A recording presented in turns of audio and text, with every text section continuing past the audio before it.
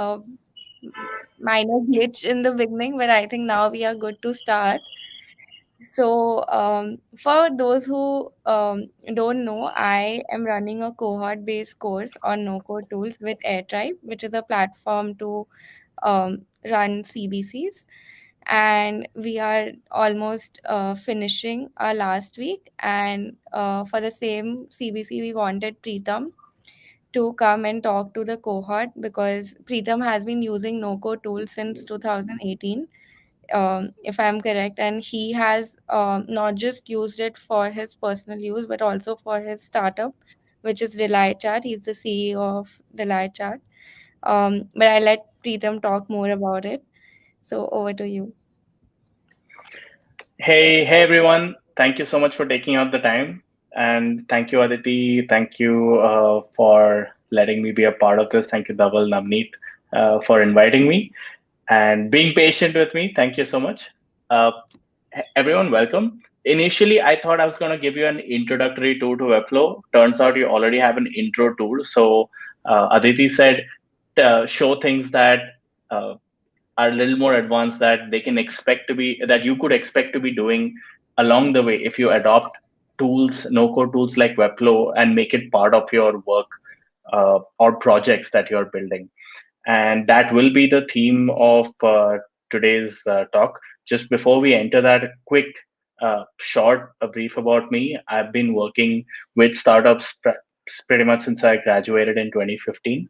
Worked across different roles in product marketing and also picked up design along the way. My last job was at Unacademy, after which I decided to permanently quit jobs for whatever reasons and started building businesses on the internet. Few failures, one or two things worked out in since then, and now building another product called Delight Chat. Let's see where that goes. In the process of building all of these things, I love learning new things. That's how I picked up design. That's how I picked up design on Figma. That's how I picked up Webflow for building websites.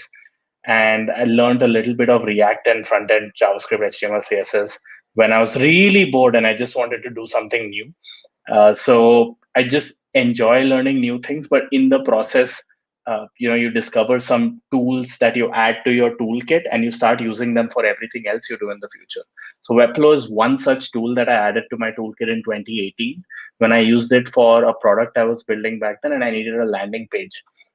I'll actually share that link with you all so that you can check it out. This was the first website I built. Aditi, if I share it in private chat, will they be able to see it? No, you have to paste it in comments. So that's the Comments. Okay. public one. Yeah. Either comments में I can't paste it, so I'll No. just share this link in. Oh, I have to paste it in comments in YouTube. No, you can do it here itself. If you are not able to, just send it to me. I'll do it. Cool. You can see Send it it in to private chat, right? me. Yeah, perfect. Got it. Yeah, yeah. So this is actually the first project I built on Webflow, and I built it over a weekend. I didn't even know what I was doing at that time. I was basically copy pasting, stitching stuff together. But at the end of the day, the the the end goal, which was having a working landing page, was achieved. And I really enjoyed the process because my co-founders at that time, one of them was building the back end of the application and the other one was building the front end of the application. We needed a website so that when I talked to people, I was doing like the customer development and sales side of things. So I would reach out to people and tell them, and they would say, "What's your website? Where can I like sign up or learn more, or just share it with my colleagues also about it." I was like, "You guys don't have bandwidth for this, so let me figure out how to make it." And in that search, I ended up on Webflow. I looked at a lot of other tools, but they were all too basic. And this one seemed to have like the same kind of infinite capabilities. But uh, I admit the learning curve is a little difficult in the beginning, but the capabilities are infinite. So I thought it's a good long term tool to pick up. So yeah, uh, what we'll do is I'll share my screen and I'll take you through three different projects that I've built on Webflow, which are currently live. One is my personal blog, which it's around a year, roughly above a year old, and I've been using Webflow since the very beginning. and I will continue using Webflow for a really long time. Second is a small project that me and my co-founder had built for fun. It's called Daily Habits, and I just use these projects to experiment new things, even try to break the structure of Webflow and try out new things that I'm learning in SEO just for the fun of it. So I'll show you what I did. I'll even show you what SEO experiment I ran on it. And finally, I'll also show you Delight Chat, which is our company's website, which has 5,000 pages, all hosted on Webflow. And we are ranking on the first page of Google for hundreds of keywords. We are last month we got around 35 or 40, 35,000 uh, 35,000 visits from Google search through SEO on that website, which really solidified it for me that Webflow doesn't have any technical limitation in terms of building a lot bigger website for a large project, as well as driving search traffic through SEO and content, which was a big question mark for me. I didn't know if it was actually going to work. But after it worked, I was like, okay, cool. So this is not a limitation anymore. So that was a very interesting learning. Cool. I'll share my screen and start with my blog first. I actually explored your blog when I saw the link for Sunday Coffee, which is Yeah. Preetam's newsletter. He posts it every Sunday morning, and it's very interesting. So you guys should definitely subscribe to his newsletter. So even the newsletter is on a break right now, but uh, you can actually go through 60. Oh, wow. Okay, I did 60 editions of the newsletter, one for every week. I think I missed 2 weeks in between. So there's a lot of like fun content, and also you can see like my journey through doing all of this and the experiments I ran. But yeah, this is my personal blog, and as you can see, it's hosted on Webflow. It's a very simple structure, something that you can build quite easily. Preetam, sorry, your screen is not shared. Not sure. Oh, one Yeah. moment. One moment. Hmm. Let me know once you can see it.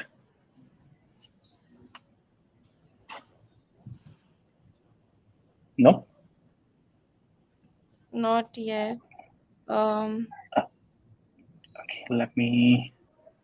This is the same thing we tried right before this. Let me try another thing. We try to share the. If I share the Chrome tab, it won't work.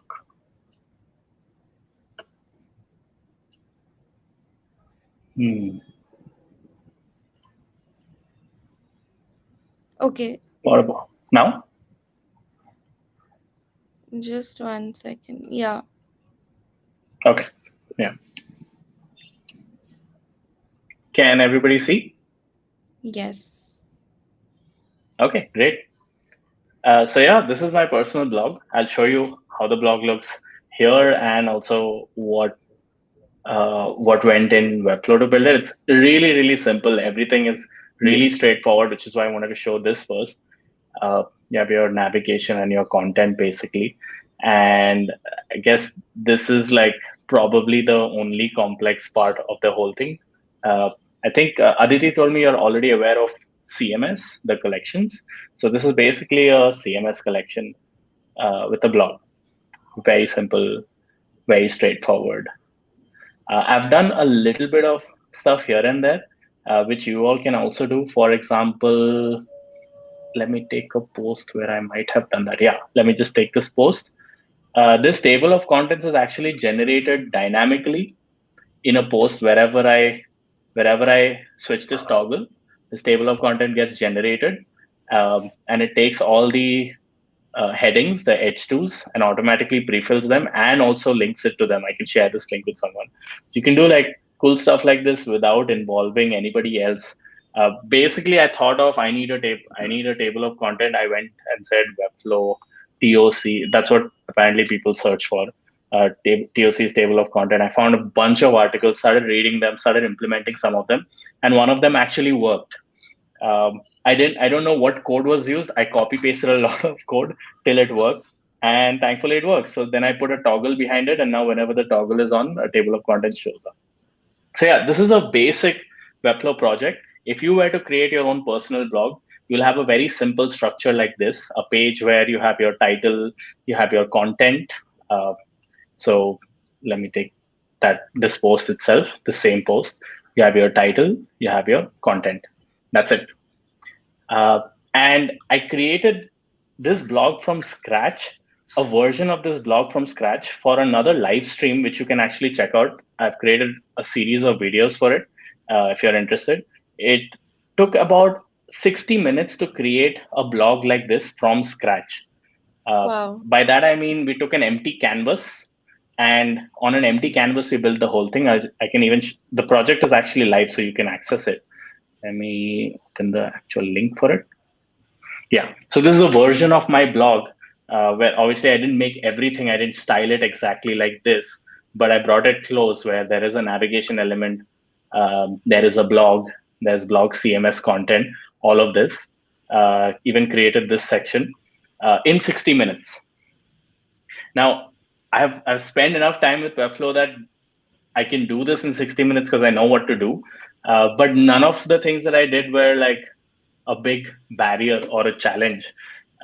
In fact, if you spend maybe 1 or 2 whole weekends, like I mean 8 hours both days of the weekend, by the end of 2 weekends, max three, you'll be able to do this too in a few hours.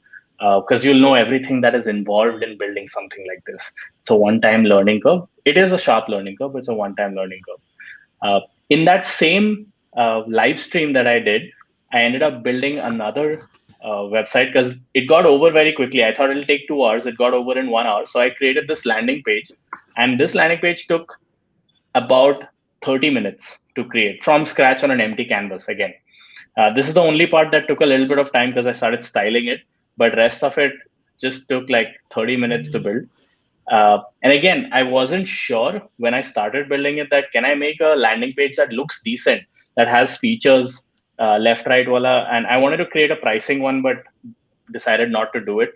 But yeah, I wanted to create something quick, a landing page like, and was very like pleasantly surprised that even on an empty canvas, you're not using a template at this moment. A template speeds this up. Empty canvas, it takes 30 minutes. So a lot of people say, at least they keep asking me, Webflow is very difficult. It takes a lot of time and all that. And I tried all of this out just to see, does it really take that much time? It doesn't actually. So yeah, this was my intro to Webflow. The blog was my intro to Webflow. Then I started experimenting on it by writing content that hopefully ranks on SEO. And I'll get to that in the next project that I worked on. So Daily Habits is the next project I worked. Actually, I worked on my Delight Chat website first, but let me take you to Daily Habits first because it's a little simpler and it'll be easier to explain. So Daily Habits is a very interesting project for me because I basically use it as a testing ground. Like I tried a lot of SEO hacks kind of stuff. I just wanted to see if it works. And some of it actually worked. So let me show you my Search Console data. This is actual Google search data from the Search Console. So this is Daily Habits ka website, and it shows you that on a average day, it's getting somewhere like 150 visits from Google and 3,000 impressions of its search results on Google. Seems like it's constant for the last 1 month. And these are the keywords for which it ranks. And the pages that are ranking are these. Let's actually go to one of them. Yeah. So this website, this page took me, I think, 2 weekends to build. But I didn't build one page when I did it. I'll just show you a simple thing in Webflow where you can use collections to build a lot of pages very quickly. So you can see that this is a listicle of the best habit apps. There's like 13 of them. But actually in one stroke, I created this listicle. I created a few others like best habit tracking apps for iPad, Mac, whichever keyword I found that people were searching for. I created another listicle like that. Then I created individual pages for each of these apps. Then I created pages like the best alternatives for these apps. And then I also created pages like app A versus app B. So in total, I created around 100 pages by writing content for 13 pages. and not even 13 pages, 13 apps. So I'm just going to show you the CMS structure for this. It's very, very interesting. Um, at any point, if you feel like whatever I'm saying seems to be going to the top of your head, or if you have questions, or you're just curious, or if you want to ask something related, just pause, take a pause, or ask me to stop and just ask me right away. Yeah, Okay. cool. So yeah, this is the project, and I'll show you what I did with the CMS. So my idea was that I wanted to basically take up this keyword. When you go to Google and you search for best habit tracker app, I basically wanted to, this is Google's console data, but I basically wanted to capture this keyword, or rather try to capture this keyword. I wanted to see क्या होता है, देखते हैं, try करते हैं, because the keyword has a lot of volume, 5,400 per month. That's quite a lot of volume. And I thought if I can capture a portion of this, maybe I can create a funnel for people who want a habit tracking app in their life, because Daily Habits is ultimately a habit tracking app. Yeah, we show up here. So with that in mind, I thought, how do I build this on Webflow, and how do I apply whatever I know about SEO to build this? So the structure of my project was very simple. I will create daily habits, then I'll create a page called Habit Tracker App, which is basically best habit tracker app or for 2021. And then under this URL path, I'll create a bunch of pages that all link back to this parent URL. So like the first one that we already saw right in the beginning was best habit tracking apps. So this was the first one. And then I thought, okay, let me create many best habit tracking apps. So you can see best habit tracking apps, Android, iOS. I managed to find five, 6 keywords here. So I thought, cool, I can make these pages. Then I thought, okay, what else can I make here? And then I found that people are searching for these apps. So maybe I can create individual pages for these apps. Let's pick one of them. Habitica is one app. So the moment I search for Habitica, you can see some new keywords like Habitica versus. This is from my history, but basically these suggestions come up. So people are searching for Habitica versus another habit tracking app, Habitica alternatives, review, and in some cases features also. Not in Habitica's case, maybe in another app. So I gathered all of these keywords in a spreadsheet. All of this was before I created any page. Then I was like, okay, how do I do minimum amount of work and use Webflow's CMS structure to create a lot of pages? And so this is the CMS structure and pages that I created. It's actually pretty wild. I've maxed out the number of fields. There's only one CMS field left. I maxed out everything.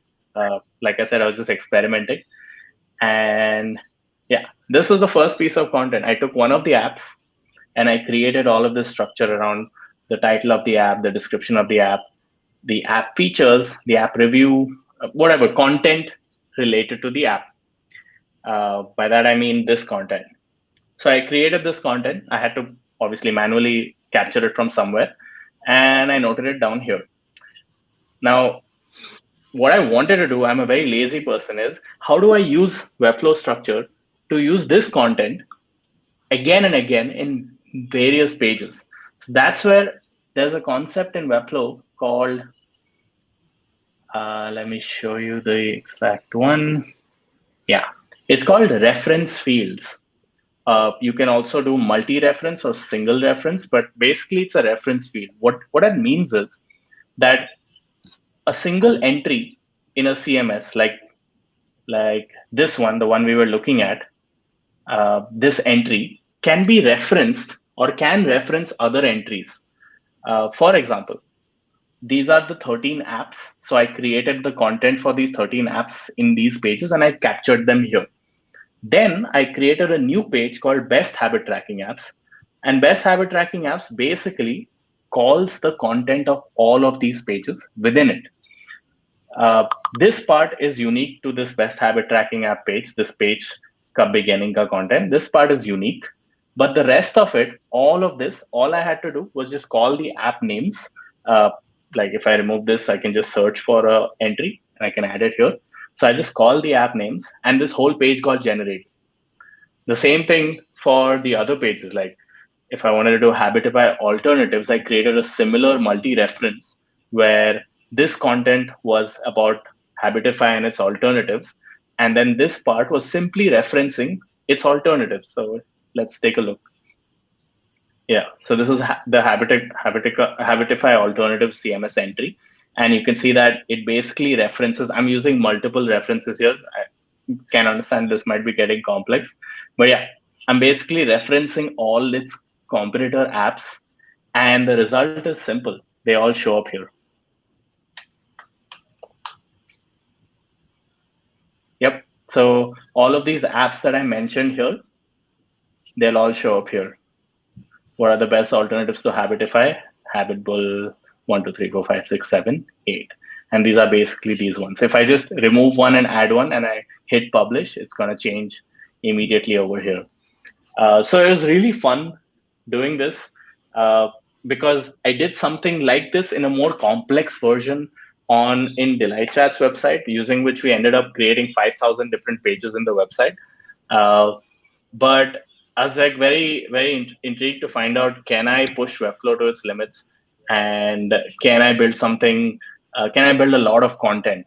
So you might the best analogy I can find is if you have seen travel websites or food blogging websites. Uh, let's just take Airbnb ka example only. So they have a lot of uh, pages that are template generated. Like this will be best homes in Hyderabad. There'll be another called best homes in Nagpur. So it's best homes in location. Then there will be best restaurants in location. Then there'll be best outdoor experiences in the same location. So these are these template type content.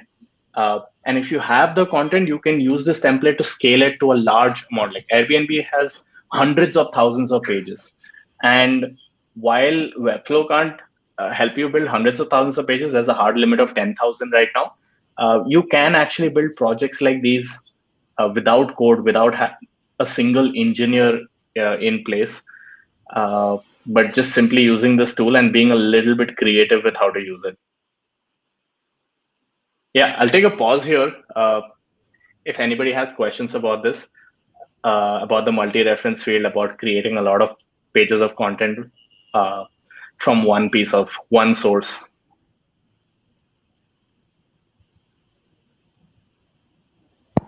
I Have think I people. been very clear in explaining everything? That's that'll be awesome. No, I think we'll take time to grasp all the things you have said and just go through that ourselves so that we really understand the concept. Otherwise, what you explained is very clear in itself. It's just key. It will take time to do that 8 hours of per weekend research ourselves to really get hold of what you're saying. Yeah, yeah. Absolutely, yeah, that learning curve is there. Very interesting comment there, Ramandeep. Looks like a great tool to organize and update product release notes. Yes, we have actually been lazy and we didn't end up building that page. But on the Delight Chat website, we wanted to build uh, Delight Chat slash releases. We didn't end up creating it. Uh, and it's actually very simple. Should have just done it, where we can create a CMS entry and a simple template page and just keep updating product releases. And the beauty is that these product releases can be updated by anyone, like somebody in the marketing team, somebody in the product team, whoever. They can just go and create an entry. They could create that page also without asking. Actually, it's just uh, extremely friendly that way. If you guys are up for it, I'll just create it in the stream. Like if you want to see the product releases page come up. But yeah, I'm going to move on to the next project. Which is the most complex thing I've ever built on Webflow. So we have pushed Webflow to the limit where Webflow's backup feature has stopped working for us, because we have pushed the project to a really like end game kind of limit. And this whole website, which has 5,000 pages, is built without involving engineers. These pages were built by me and are currently being maintained by one person in our marketing team who did not use Webflow before this. He's not a pro at it yet, which means he can't just like, okay, I'm going to sit and create some complex page and interaction right now, but he can practically do 95% of stuff that I can do already in just a matter of a few weeks. Because it's that simple once you get used to the interface. So I'm going to take you, like, I'll just show you a few examples of what we did in the Delight Chat website. Like this landing page and all are straightforward.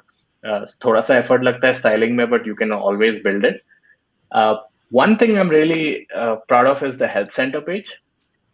So we created this in this is also on Webflow, and it was a very interesting project, especially that I can search for things like how to automatically close, and this search actually works. These are results that are limited to only this CMS, the Health Center CMS, and the results are coming from here, and I can click through and go to it. And not only that, I actually have this query data in my GA, so I know what questions people are asking, and then I end up adding a new help article for it. And you click on the result, and you end up here. So this is entirely on Webflow, and I'll show you the CMS for this. The other project I'm really proud of that we built was this, the Best Shopify Apps project. So this project basically, uh, it was just a interesting marketing idea that we wanted to try. That hey, if we index the whole of Shopify App Store and curate it into lists like best apps for X, X being a problem statement, would we get a lot of search traffic? Answer, we did. But we wanted to know, could we do that? And we wanted to do it quickly. So this whole project was built in 1 week. These pages, the styling has been improved since then, but these pages, this kind of listicle, there's 300 of these, uh, over 5,000 apps. So this whole thing was created in 1 week. The content for this app, like if I go to this app, it's an independent page again, where there's content from this app, which takes me to the app store link. I'll show you the CMS structure for this right now. The part where we used code to create this was to scrape the uh, Shopify App Store for this content. That is where we used code, and there also you can even scrape using a tool that doesn't require code. There are actually very good scraper tools available today, web scraping tools, where you can say go to an Amazon page and say, hey, whenever a new product comes in Amazon electronics category, I want the information for it. You can actually do that with a web scraping tool nowadays. But if you want advanced cases, then you might have to write a little bit of code for it. But it's not complicated at all. Shopify App Store was very easy to scrape. Yeah, so this was the project. I'll just show you the CMS for it. It uses the same concept that I showed you, multi-reference. Let me show you again what that means. So essentially, we scrape 5,000 apps. These are the apps, and each of these apps has information like the name of the app, the name of the developer, number of reviews, and logo and stuff like that. A small summary, and then we wanted to create these listicles. We had 300 listicles in mind, like best Shopify app for X, 300 of them. So we didn't want to manually create all these listicles. So what we did is, back to the CMS. Yeah, these are 330 of them. So to create a listicle like this abandoned cart one that I'm showing you here, let me show you this exact one here also. This listicle is created by using the reference field. So I write all this content just like a regular blog post. Most of this content is also, it's a pattern. It's based on a pattern, so we copy paste it from post to post, and then I select the apps that I want to link to it. So I can just search for, there's like all of these apps show up here. But I select the apps that I want to show in this listicle, like Carty abandoned cart recovery is at the first position, like you can see here, and I hit publish, and that's it, done. The listicles were created. So we didn't even create these listicles manually. We created it in an Excel sheet, if I remember correctly, and we uploaded the Excel sheet in one shot, and all the pages got created. And after that, we just hit publish after verifying, and the pages went live. That's how we managed to do this in an entire week. Yeah, so this was the most complex thing I'd done with Webflow at that time. And before this, we were not sure, like, can we do this? Can we do a project like this without involving the engineering team completely, like taking up their bandwidth? But this project just like convinced me completely. Damn, you can do so much using no code tools nowadays. And you mentioned that right now it's completely maintained by someone from your marketing team. Yeah, So, yeah. does that person, I'm assuming that person doesn't come with technical expertise, but is able to maintain a fully functional website which has almost 1,000 pages, right? Yeah, So, yeah. Not much problem space. Like mostly it's like, you're trying to figure out, okay, I need to arrange this to the left and right. What is the right way to do it? And you show them once, and again, they can learn it themselves through Webflow's tutorials. That's how I learned it. You can see it once, and that's it. Now you know how to do it. It's like very easy after that. So outside of that, it's hands free. Like I don't have to be involved in creating new pages or updating new pages any day. And it's very convenient that way. Like that somebody is able to learn this. If we had built this website, we initially thought, by the way, before Webflow, we thought we'll use Next.js to build a really fast website using React and server side rendering and all the all the tech that modern unicorns are using. For whatever reason, we thought we'll use them. And then we realized, okay, we have to build a product and we have to build a website, and we have bandwidth to do only one of those with our engineering team. So either product gets built without code or website gets built without code. And clearly the answer was the website was going to get built without code. So we chucked Next.js and we moved to Webflow. And honestly, I tried out a lot of uh, web page builders. There are a lot of them. I tried out a lot of them, and this was the only one that allowed doing all of this, which was really bonkers. Let's see, this should still work. Yep. These yeah, add-ons that you see, the search thing and all, again, I've implemented them painstakingly uh, by Googling, which is how coders code, by the way. They Google shit and then they find answers and then they put the code in and hope it works. That's how I did these projects, trial and error. I have not written the code for these, but I know that there was a code snippet for this to make it work. Let's take a look at the code snippet. Yeah, here's the code snippet. So the code snippet is basically calling another JavaScript library that somebody else has written. And that JavaScript library has the logic key, like page mein agar aise elements hai, to filter out those elements. And this is just like a CSS styling, which is saying that when a result is obtained, like you saw right now, when a result is obtained, fade it in and fade out everything else. That's basically what the code is doing. I copied the code from somewhere else. I looked at it, tried to understand kya bol raha hai, and then I pasted it. It didn't work first few times. Then I made some changes based on what I read in other guides, and that's it. Then it got done. This one was also such a pain, but now Webflow has made it very easy to implement a search bar. They have a native search element, uh, yeah. which has made it super easy. पहले बहुत मुश्किल था.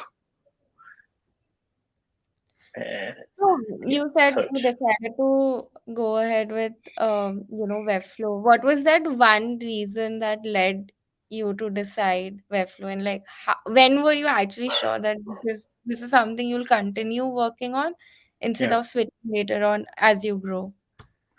After we managed to build these, we were like, we're done. Oh, by the way, before building this level of complexity, we built some simpler stuff just to know ki kar sakte hai kya. Can the marketing team and the ideas that marketing team has, can they be implemented uh, without involving other people or hoping ki like somebody else needs to do it? So once we realized that the answer to that is yes, let me just show you which project that was. Yeah, this was the project. This was a mini version of the project where we curated like 123 e-commerce blogs, and we created individual pages for each of them. So if you click on them, they have individual pages. It's using the same multi-reference feature of Webflow CMS. Once we saw that ये हो रहा है, अब तो इसमें तो कुछ भी कर सकते हैं, and we managed to do this without engaging any hour of like not a single time moment of engineering bandwidth. So once we realized that, we were like, yeah, there's no way we can go back after this. So if you are like a 3 person or 2 person of maybe 2 to 4% engineering team. Now 100% of their bandwidth could be utilized in building the product, especially as a small startup, or just even if you're doing this solo. That bandwidth free up is just, you can't go, I can't go back from it anymore. I can't ask engineers to build a website anymore after seeing this. Totally makes sense. So, I mean, obviously, you understand coding, and we also have Dhaval here. Just wanted to know, how much time, in your opinion, this would have taken if you built this using code? I mean, the question is for both Dhaval and Preetam, whoever can answer. Tawal, if you want to take it, otherwise. Yeah, I I think guess the it's fair. scraping part would be somewhat similar. You guys would have used some or the other scraping libraries. That would not be a lot different, but the whole building this many pages, and like we would require a lot of background setup, like you would, how do you go about making landing pages there and all that. And on top of it, you feed the data. You probably need a database setup, or you integrate again with some other no-code tool or something. So that would definitely be more than couple of weeks, I would say. Yeah. A couple of weeks, damn, yeah. So And what yeah, we about built this project in a week. Yeah. But what about maintaining it? Like, I know if Preetam wants to change something today, he'll just log into his Webflow dashboard, make those changes, and be done in like couple of minutes. He doesn't have to go through the whole deployment and release cycle. So, what about that, Dhaval? How much effort goes in general in maintaining such kinds of websites? So the problem will come when you actually need to make frequent changes, right? Like if you need to, let's say, change the way how the search bar looks, or the bottom element looks and all that. Now, if you actually need to have some engineering bandwidth for that, then again it will be a trade-off between the actual product and then this website, right? So that's where you have to decide that where do you put in your bandwidth. So yes, and all those changes every time, you will feel like you'll feel constrained that okay, I need to talk to my engineering team again, and then they'll approve or they'll take their own sweet time and then go ahead and make the changes. So that's where you'll see some friction and concern. And it will go into pipeline mode now. So you'll start. Yeah, Yes, not pipelines are immediate. endless Yeah. anyway. Yeah. Yeah. So I Yeah. think, yeah, I guess then we all can agree that tools like Webflow and all no-code tools are very empowering. I mean, it Yeah. gives you so much freedom to build things without depending on anyone. A friend of mine built a Netflix clone on Bubble. Let me just open that project for you. Like, I'm gonna look up the link, and it just blew my mind that it's possible. So the content on his Netflix clone is coming from YouTube, but just the fact that you can create something like this without using code is just mind blowing to me. Like, I wouldn't fathom that. When he said that Netflix clone banaya Bubble Pe, I was just like, how was this possible? I need to check it out. I need to see what Bubble does or what it's up to. This is the. Uh, I think I should be able to sign in. No. Oh yeah, I had to create an account. Yep,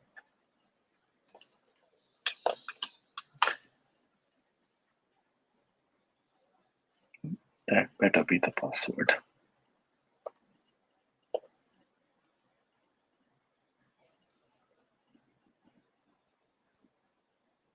Oh damn! You guys can log into this project, by the way. You can create a new account. You can share this link. But yeah, it's just like the thought of it, that you need to create a landing page for your project. You can create it on Webflow or similar tools. You need to create a MVP of your project. Like maybe it's a simple marketplace. Maybe it is just a content website. Maybe it's an edtech education project. You just want to prototype it. You are not sure you want to do a lot of stuff here. You can use Bubble or something like that and build out an MVP. He built this in 8 hours. So obviously for a newbie, like someone who's new to Bubble, it might take longer. It just tells you that as soon as you're comfortable with the tool, you can practically do anything within some constraints. You can do anything just to test out your ideas. And if it's a like if you're building like a content marketplace or something like an education kind of website, this is enough for your first 1 year. Uske baad you can bring in engineers to build a like some more tech on top of it. And it's getting more and more interesting. There's this new tool called um, was it Flutter Mobile? No, that was for Flutter. There's a new YC funded company from the 21 batch, which lets you, they call themselves Webflow for mobile apps.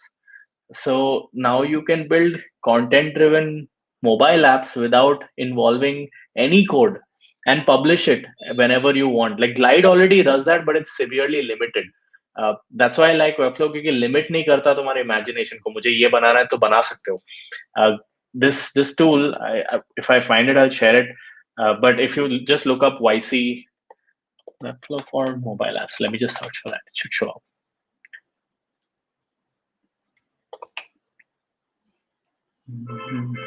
Flutter Flow.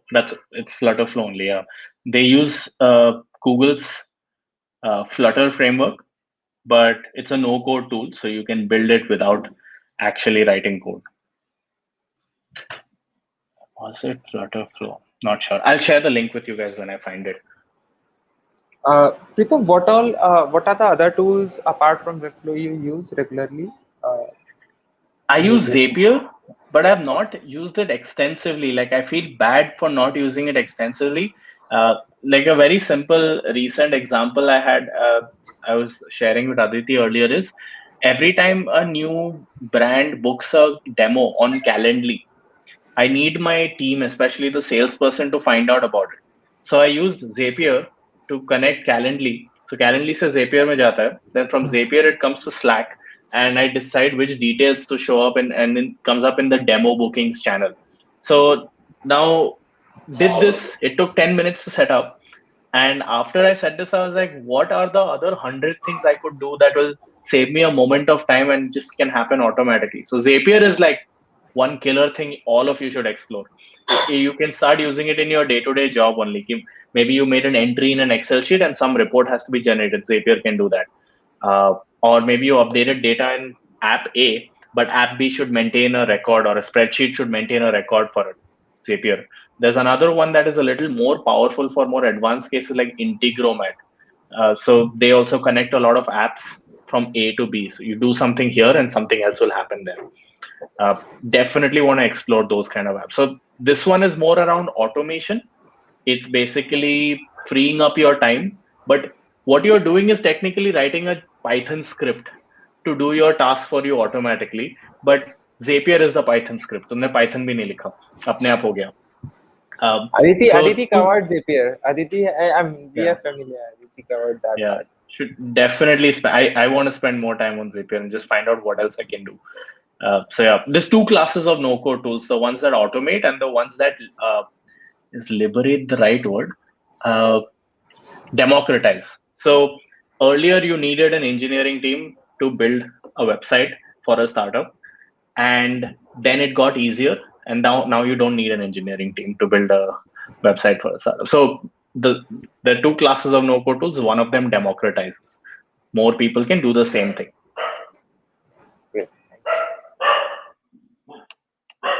I think Dhaval looks really stressed after when you said engineering team is not required.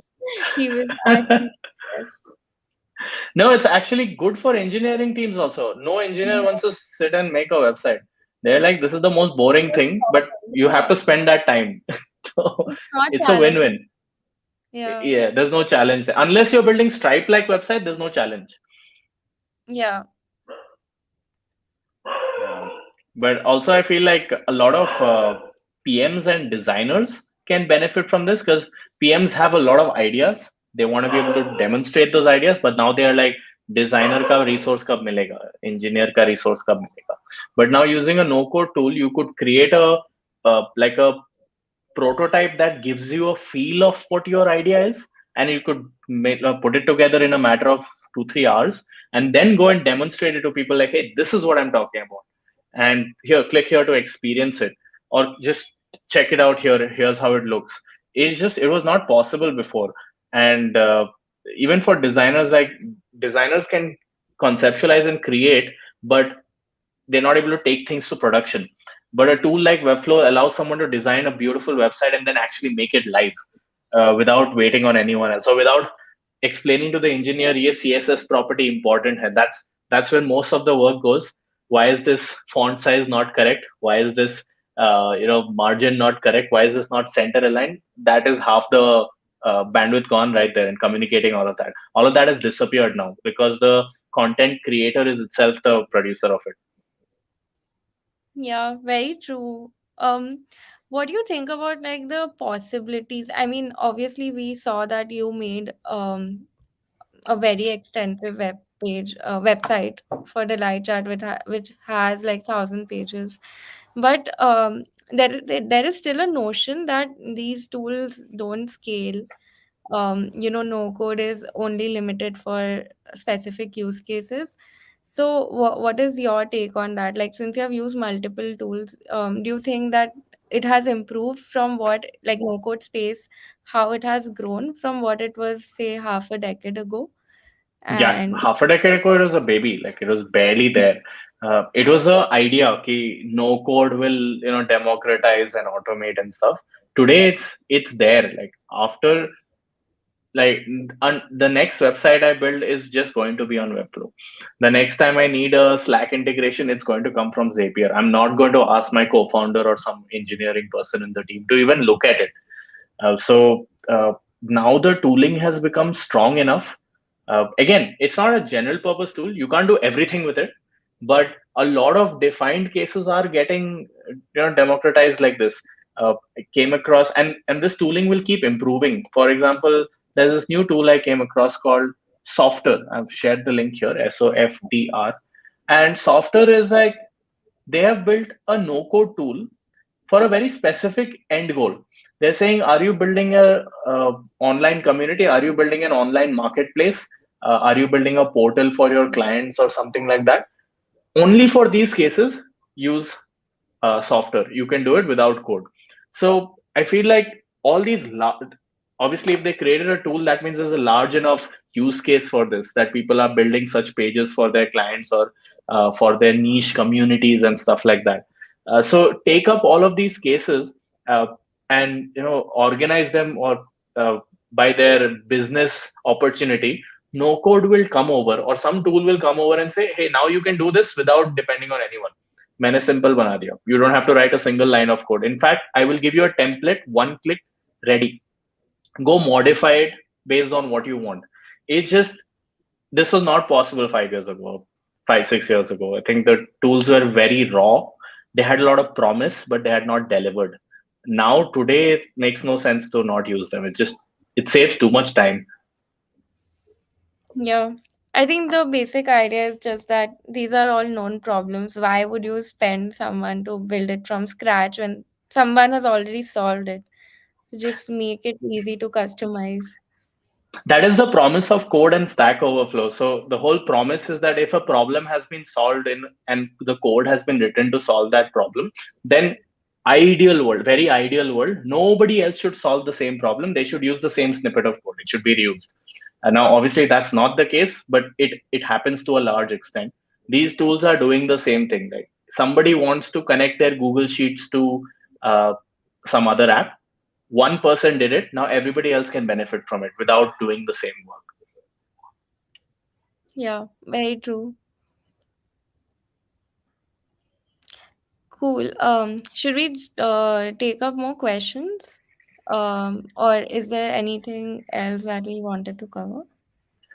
Oh yeah, there's one thing I missed while showing you all the Webflow projects. So Daily Habits, I'll share my screen again. So Daily Habits is also a SaaS app, and yeah. So Daily Habits is a SaaS app with a subscription. Like it charges $19 a year.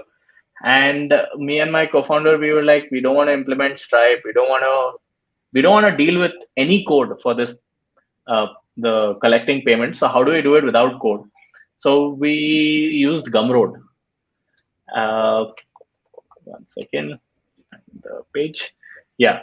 So we created a very simple system what happens in Gumroad is, I mean, if you guys are not familiar with Gumroad, you can basically create an account and sell anything on Gumroad. I've been selling a online course. It's just videos and PDF files, and I've been also selling a spreadsheet template. 1 minute, let me just show that. Habit tracker. Yeah, it's a habit tracker template on Gumroad. So I've been selling this. And then we were like, if we are selling these things, why not sell the SaaS application that we built also? So it's a $19 a year subscription. Gumroad lets you do a subscription kind of payment. And the implementation was very simple. When somebody signs up here and we ask them to put in their license key, which confirms that they have paid it, they have paid for the product. When they come here and subscribe, they get a license key in their email. So when they come back to the application, they just enter the license key. Though there's one single line of code we have written. When the license key is entered, it pings Gumroad's API and says, "Is this license key valid?" Yes, that's it. The subscription is activated. So we managed to. So it's not no code. Then it's one line of code. But we managed to implement a full SaaS payment system inside this app in one line of code using Gumroad in our application. So I know one other person, a friend of mine. I bet there are more people doing it, but another friend of mine who's doing this. This is a Slack application for stand-ups and meetings and remote work के लिए help करता है basically. It's a Slack app for that, and they're a SaaS app too, and their payments, everything happens directly through Gumroad. They never implemented Stripe or never spent code and time doing all of that. So this is definitely not one of the maybe the common use cases for not coding. Most people would just go ahead and write the code and integrate Stripe or whichever tool they're using. But I would say if you're building a tool and just testing it out, you should use something like this, not spend too much time integrating payments. Makes sense. Cool. So, we can take up more questions, either from the stream or from the chat. Feel free to post it. I think we can spend another 10 minutes on Q&A. Yeah, yeah. Yeah, Ramandeep, save cost is the biggest thing. Yeah, time is money. So if you implemented something in 1 hour instead of 1 week, time is money. Yeah, saved a lot of time and effort for everyone. But yeah, payment gateway. I guess that was in the time of PayU when payment gateway integration was a real pain in the ass, and then Razorpay thankfully came along and said, "Let's make it easier." Yeah.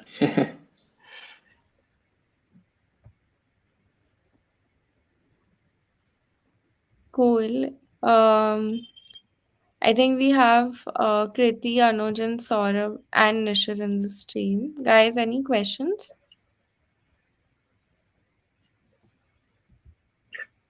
So Preetam, for internal, I think we Aditi covered retool. Are you using any other tools, no code tools for your internal maybe team coordination? We are actually planning to start using AppSmith, which is like Retool but an open source version. So, say our sales team member wants to create new custom plans for this client he's speaking with, and instead of pinging us on pinging my co-founder or someone from engineering to create that plan, we'll just create a dashboard. But we kind of managed to make do without it. Very specific reason. The backend framework that we're using is called Django REST framework. It's based on Python, and Django creates a dashboard, an admin dashboard out of the box. And Django is one of the only, I think, backend frameworks that does this. That backend dashboard is almost like a retool that is already implemented for you. It doesn't have all the use cases, but all the basic use cases can be done right there. So we were going to use AppSmith for this, but then my co-founder is like, wait, Django admin already has this. Otherwise, we would have used AppSmith for it. But maybe if there are more advanced cases where they need to create some, like maybe they need to modify 4 or 5 values, then we would use AppSmith and just put a dashboard and say, "यहाँ create कर दो, हो जाएगा system में." Yeah. Basically, anything that is repetitive, like if somebody has done that 5 times this month, probably create an internal dashboard for it. Why waste engineering effort for it? Yeah. Hi, Preetam. Hey, Can you give any resources, where you can find a lot of these templates or ideas, so, like just to expand your mind and seeing कि Webflow में और क्या क्या कर सकते हैं, and maybe I think there's something where you can even look at the code and you can copy it in your project as well or something like that. oh yeah, so Webflow clonable. There's this project called Flowbase. They curate a lot of these clonable assets. Let me share it with you in the private chat. Aditi, you could share it with everyone. Flowbase.co. So they curate a lot of these. Like, say you want to add tabs like annual and monthly pricing ke tabs. So they have a lot of these templates which you can copy paste into your project. Then you modify the styling till you like it. So you can search, you can find these on Webflow also, but it's not searchable. It's not very easy to find them. So Flowbase has curated its nice, interesting value prop. Flowbase has curated a lot of these projects that you can clone. Like maybe one of the things I was looking at Flowbase recently was I wanted a nice looking navigation bar. Jape, if you go to the feature on the top, it'll give like a nice drop down with like images and all. I didn't want to make that from scratch, so I found a few on Flowbase, and I thought I'll copy them and modify them and use one of those instead of making it from scratch. Yeah, but outside of Webflow, in general for no code, if you want inspiration for things that are happening through others and things that are being that are possible, go to makerpad.co. Hands down, like they are the biggest catalog of what's possible with no code. They have like a huge directory of tools and what you can do with those tools and people who have created all of those tutorials. So trying to find the exact page where all the cases were written. Somewhere on their website only, there's like hundreds of tutorials. It might have put it behind a paywall. Yeah, but they had all of these tutorials like, okay, you want to connect, you want to build something like this, how to build that with no code. And trying to look for, they had something like this. But the best I can find right now is on their blog. You can see case studies where they have talked about like this person runs a membership business where there's like maybe 500 people who are part of this community where they talk about productivity and I don't know, mental clarity or stuff. So how do you create a website where the content is only accessible if you are a paid member? Again, all of this without involving code. So you can stack together a bunch of tools like Webflow, then MemberStack, which takes care of the membership, and then they combine so that only the people who have membership can access certain pages. Otherwise, they can't see it. So you can do all of this actually without code. And a lot of people are running like maybe they're making 100, 200, $300,000 a year running this. One big example is Nestlabs. Let me share the link. Nestlabs.com. This is French Algerian woman called Annie Laurie. She's been running this for a year and a half, and it's a huge project. Like she has a community, she has courses, she has membership only content, and the community is run on Circle instead of Slack. Then she uses ConvertKit for her newsletter. But basically, she stacked together all of these tools and created a business on the internet. She's the business. So it's beautiful. Like she doesn't have to involve anybody. Like she's not paying a freelancer or freelance developer. Nothing. Zilch. Sab khud se kar sakte ho without involving anyone, without waiting for anyone. So this was just hard 5 years ago, but now it's super easy. Nice. And how do you keep refreshing? I mean, what tools are coming up, and What is the media you follow to get updated, to be updated in all these things? So in terms of no code tools, I wouldn't use something that isn't mature, uh, unless I'm just like experimenting with it. Because if you want to put it in your live project, you want to use something that is kind of stable. So uh, you don't really have to try and get to know no code ka. If there's a new big no code tool, like how Retool, they will come into the ecosystem and people will find out. But if you want to get to know early about a tool, like that tool I shared, Softer, SOFTR, that one, then you want to hang out in forums uh, like indie hackers. You want to follow specific people on Twitter who talk about no code, like the people who run MakerPad, because they will be talking about these new tools that enable you to do X, Y, Z, uh, and they're advocates for these kind of tools.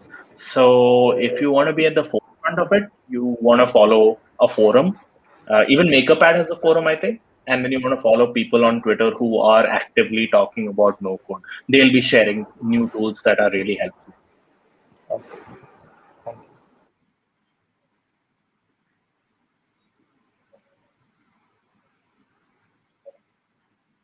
The software thing is actually really crazy. Like I remember seeing that guy's post, the founder's post in India Hackers on in 2020 beginning or something maybe, and year later he's raised 2.2 million dollars. They have like 10,000 websites published, and the demand is crazy.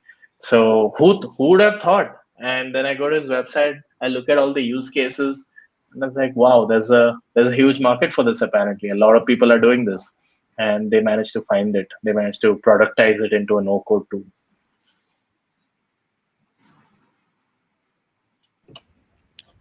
Awesome. I think we should wrap up now, unless anyone wants to ask one final question.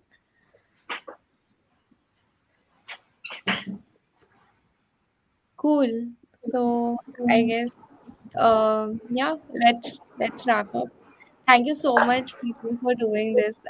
I'm sure for those who attended this live, they got a very good insight into the no code space, which otherwise it's very difficult to identify because it's still new, right? And I think for those who couldn't attend this live, this would be there on my YouTube channel, and people can watch it later.